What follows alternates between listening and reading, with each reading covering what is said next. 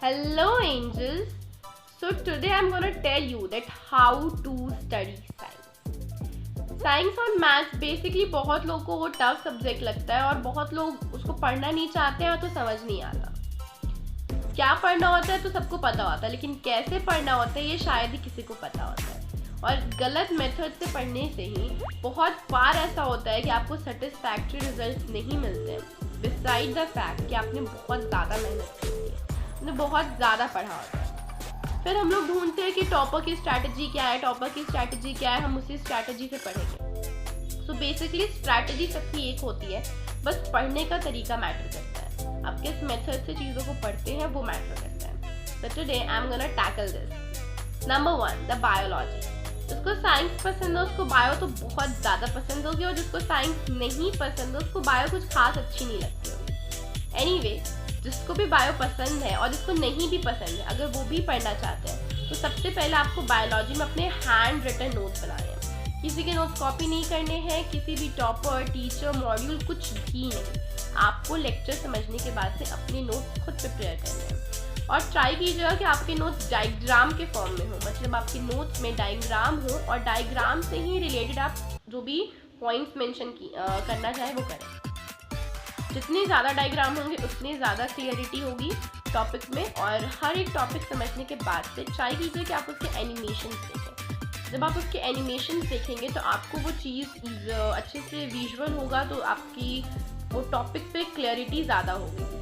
जितना ज़्यादा आप उसको वीडियो में देखेंगे, एनिमेशन में देखेंगे, आपकी क्लियरिटी उतनी ज़्यादा अच्छी होगी और आपका टॉपिक उतना ज़्यादा स्ट्रॉन्ग हो जाएगा।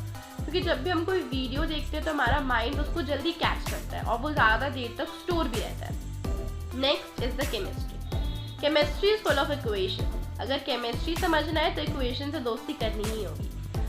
जब आप केमिस्ट्री के नोट्स बनाएं तो कोशिश करिएगा कि पहले इक्वेशन लिखें, उसके बाद उससे रिलेटेड जो भी टॉपिक है उसको मेंशन करें।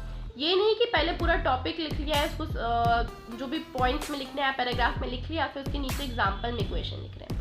वैसे आपको इक्वेशन मगअप करना पड़ेगा। पहले इक्वेशन लिखिए, उसकी प्रॉपर्टीज से रिलेटेड या जो भी आपको उसमें मेंशन करना है उससे रिलेटेड मेंशन कीजिए। इससे आपको सबसे पहले तो इक्वेशन की क्लैरिटी होगी कि हाँ इक्वेशन में क्या है, इक्वेशन कैसे है।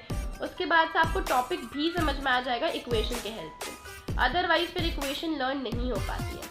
ट्राई कीजिए कि आप इक्वेशन को कनेक्ट करें और जो भी इक्वेशन में कंपाउंड या एलिमेंट यूज़ किए गए हैं उसके आप प्रॉपर्टी लर्न करें। जब आप उसकी प्रॉपर्टी लर्न करेंगे ना तो आपको उसकी जगह पर कोई दूसरा एलिमेंट या कंपाउंड में मिल जाएगा तो भी आपको प्रॉब्लम नहीं होगी उसका प्रोडक्ट लिखने में, या उसकी कुछ जो भी आपको उसमें अगर प्रोडक्ट लिखना होगा या फिर आपको उसकी प्रॉपर्टीज़ बतानी होगी, किसी भी चीज़ में प्रॉब्लम नहीं होगी। अगर आप पूरा इक्वेशन मगअप करेंगे तो अगर आपको कोई कंपाउंड या एलिमेंट चेंज कर दिया गया है तो आप उसका प्रोडक्ट नहीं लिख पाएंगे। फिर ट्राई कीजिए कि इक्वेशन कनेक्ट कीजिए, इक्वेशन रटने की बजाय उनके प्रॉपर्टी समझ के इक्वेशन को समझिए, ना कि रटिए। The last is the physics, the most difficult part. जिसको साइंस पसंद है उसको फिजिक्स तो बिल्कुल पसंद नहीं होती। इन मैनी केसेस फिजिक्स में यूजुअली न्यूमेरिकल सॉल्व करना सबसे ज़्यादा टफ होता है।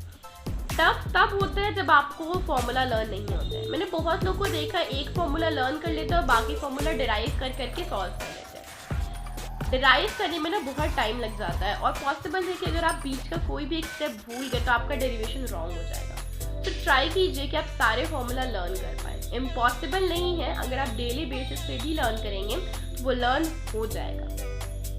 जब आपको फॉर्मूला लर्न रहेंगे ना तो न्यूमेरिकल्स आपको मतलब 2 सेकेंड में सॉल्व हो जाएंगे, आपको बिल्कुल भी प्रॉब्लम नहीं होगी। फॉर्मूला लर्न नहीं रहेगा तभी आपको उसको सॉल्व करने में प्रॉब्लम होती है।